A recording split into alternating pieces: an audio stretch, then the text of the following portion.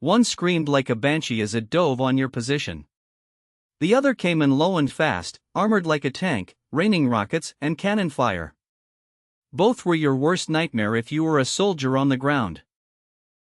Two of the most iconic weapons of their era. Head to head. Which one was better? The Stuka terrorized Europe with its screaming siren. The Sturmovik was called the flying tank by its crews and the Black Death by the Germans. These were the two most feared ground attack aircraft of WW2.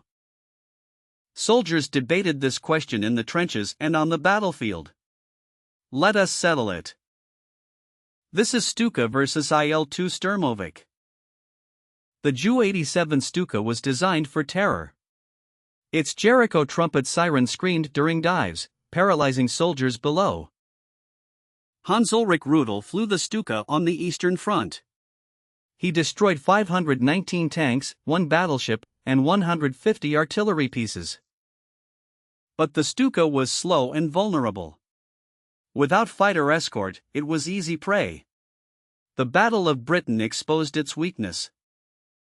The IL-2 Sturmovik took a different approach. Instead of diving, it came in low and fast. Its cockpit and engine were encased in armor. The Sturmovik's armor could stop rifle rounds and shrapnel. Pilots called it the flying tank. German soldiers called it the Black Death. Stalin said the IL-2 was as essential as bread in air. Over 36,000 were built, making it the most produced military aircraft in history. The Stuka carried a single 500 kg bomb or multiple smaller bombs. It could place them with remarkable accuracy in a near-vertical dive. The Sturmovik carried rockets, bombs, and two 23mm cannons. It attacked in waves, overwhelming defenses with firepower. Stuka losses were horrific. At Stalingrad, entire Stuka squadrons were wiped out in days. Sturmovik losses were even worse. Despite its armor, 10,762 were lost in combat.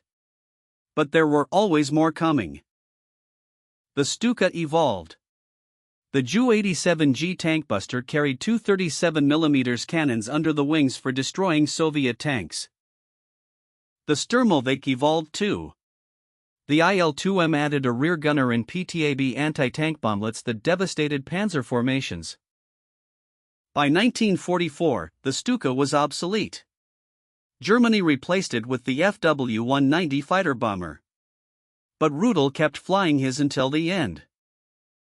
The Sturmovik flew until the end of the war and beyond. It served in Korea and remained in Soviet service until 1954. Both aircraft proved that close air support could decide land battles. Their legacy lives in every modern attack aircraft. The Stuka excelled at precision diving attacks while the Sturmovik dominated through armored low-level assault. Both changed ground warfare, but the Sturmovik's mass production made it more impactful. But numbers only tell part of the story. In combat, other factors mattered. Training, tactics, supply chains, and sheer luck often decided the outcome. These two aircraft defined close air support in WW2. Their lessons directly influenced post-war attack aircraft design, from the A-1 Skyraider to the A-10 Warthog. The crews who operated these machines knew their strengths and their weaknesses. In the end, both weapons earned their place in history. This was Stuka versus IL-2 Sturmovik. And the debate continues to this day.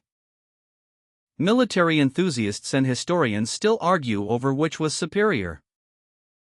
Both weapons represented the best engineering their nations could produce.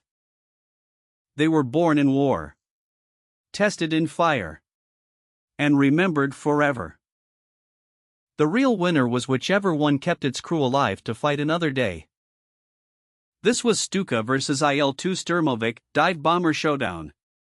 History is not always black and white. The events described here shape the world we live in today. The events described here shape the world we live in today. The events described here shape the world we live in today. The events described here shape the world we live in today. The events described here shape the world we live in today. The events described here shape the world we live in today. The events described here shape the world we live in today. The events described here shape the world we live in today. The events described here shape the world we live in today.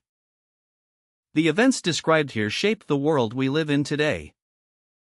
The events described here shape the world we live in today. The events described here shape the world we live in today. The events described here shape the world we live in today. The events described here shape the world we live in today.